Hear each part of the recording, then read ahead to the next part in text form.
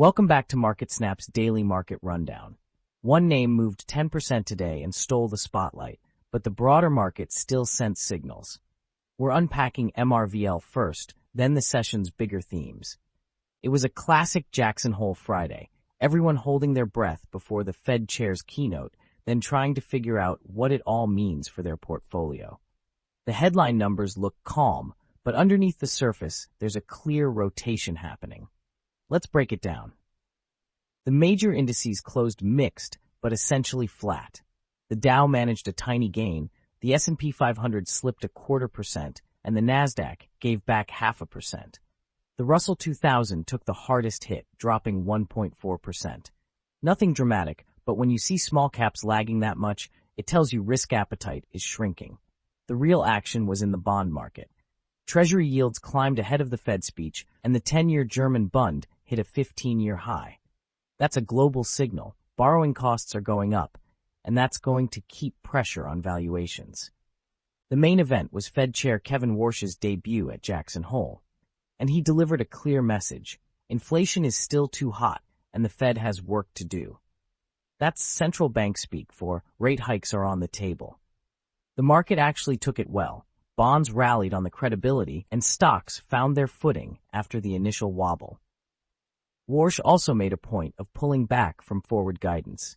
He basically told Wall Street to do its own homework. That's a big shift from the Powell era, and it means every data point from here, especially next week's jobs report, is going to move markets more than usual. Now let's talk about the stock that stole the show. Marvell Technology dropped over 10% after its earnings. The numbers were actually in line, but in line isn't good enough when you're priced for perfection. The market wanted a blowout on the AI custom chip front, and they got solid. That's the problem with high expectations. Nvidia also pulled back 4.5%, and the whole semiconductor complex followed suit. Lam Research, ARM Holdings, KLA, all down 4 to 6%. The AI hardware trade that's been carrying the market all summer is taking a breather. But here's the interesting part. While hardware chips got sold, the software and platform names that use those chips went the other way.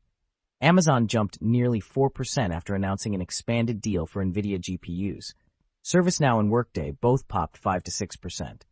Salesforce has been on an absolute tear, up over 22% this week after that Anthropic partnership news. This is the rotation everyone's been waiting for. The market is starting to reward the companies that are actually monetizing AI, not just the ones selling the picks and shovels. Looking at the mega caps, it was a mixed bag. Apple rose 1.6% ahead of its September 9 event. The foldable iPhone buzz is building.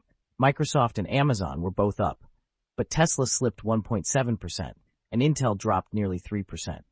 One name worth watching, Gap surged almost 13% after a strong earnings beat. The brand that defined the 90s is having a genuine renaissance, and investors are starting to believe it's real this time. Zooming out to the weekly numbers, the winners tell a clear story. Cybersecurity names like Okta and CrowdStrike are up 20 to 27% this week. The thesis is simple. AI is creating hundreds of new digital identities per worker, and that's a security nightmare that companies have to solve. Salesforce, Synopsys, Fortinet, all up double digits. The AI application layer is where the money is flowing now. Software companies that can show real AI revenue are getting rewarded with massive premiums. On the flip side, the weekly losers are mostly in the hardware and infrastructure space. Cerebras down 11%, Rocket Lab down 9%. Even Exxon and BP are down 6% on the week, despite oil staying above $80. The pattern here is clear. The market is taking profits on anything that ran too far, too fast, and rotating into names with clearer near-term catalysts. There's also a geopolitical backdrop worth noting. The U.S.-Iran conflict just hit the 6-month mark, and it's settled into a stalemate. Oil exports from the Gulf have recovered to about 2/3 of pre-war levels, and the Strait of Hormuz has been declared mine-free. That's why oil prices aren't spiking despite the ongoing tensions. But there are ripple effects. Shipping surcharges are hitting retailers and manufacturers, and the administration is working on a deal to secure long-term access to Venezuelan oil reserves. That could be a game changer for energy markets if it goes through.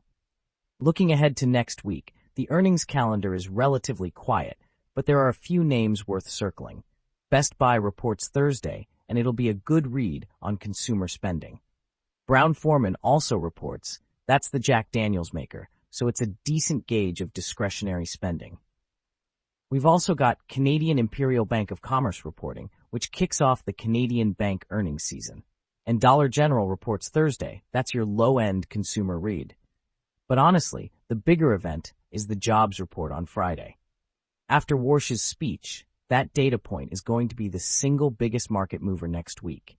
If it comes in hot, rate hike odds go up. If it's soft, the market breathes a sigh of relief. You can find exclusive earnings transcript summaries on MarketSnap. We break down the key calls, the guidance, and what actually matters for your portfolio. Let's wrap up with the sector action. Technology led the way this week, up 1.7%. Energy was flat despite the geopolitical noise. But the laggards tell the story. Consumer cyclical down 1.8%, real estate down 1.2%. That's the market pricing in higher rates for longer. The interesting one is basic materials, up 0.7% on the week. Corn and wheat prices just hit 3-year highs on supply concerns. That's inflationary pressure that the Fed is going to have to deal with. Consumer defensive stocks are also getting hit, down 1.1% on the week. When staples start selling off, it usually means investors are confident enough to take on risk elsewhere. That's actually a bullish signal in disguise. One more thing to keep on your radar. The Treasury and the Fed are doing something unusual. Treasury Secretary Bessent has been buying back long-dated debt, which is normally the Fed's territory. There's speculation they're coordinating to keep long-term yields in check. That's a story that's going to develop over the coming months, and it could have big implications for your bond allocation. Also worth noting, Japan spent a record $98.7 billion propping up the yen last month, with U.S. coordination. That's a massive intervention, and it's a reminder that currency markets are getting more volatile. That's a wrap for today's stock market summary from MarketSnap.